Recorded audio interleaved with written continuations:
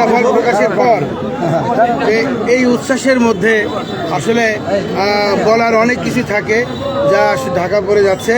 তো সর্বোপরি আমি বলবো আজকের এই নির্বাচনে এই বিজয়টা আমার না, আজকের এই বিজয়টা হচ্ছে আমার দৌলতপুর উপজেলাবাসীর সর্বস্তরের জনগণের।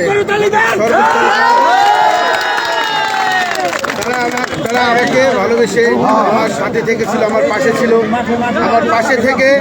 আমার পাশে থেকে তারা আমার নির্বাচনে সরাসরি অংশগ্রহণ করেছিল, যার কারণে আমরা এই নির্বাচনে সবাই বিজয় অর্জন করতে সক্ষম হয়েছি। তার পাশাপাশি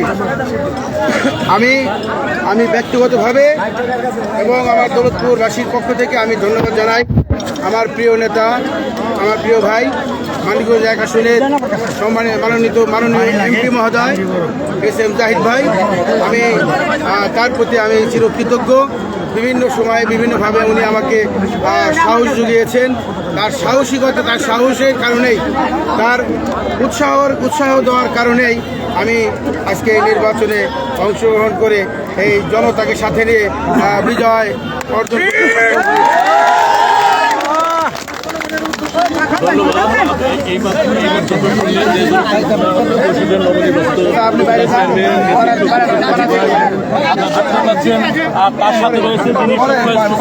আমাদের দৌলতপুর উপজেলা ছাত্রলীগের সভাপতি আতর রহমান, যিনি সবসময় শফিক ভাইয়ের সাথে শ্রম দিয়েছেন।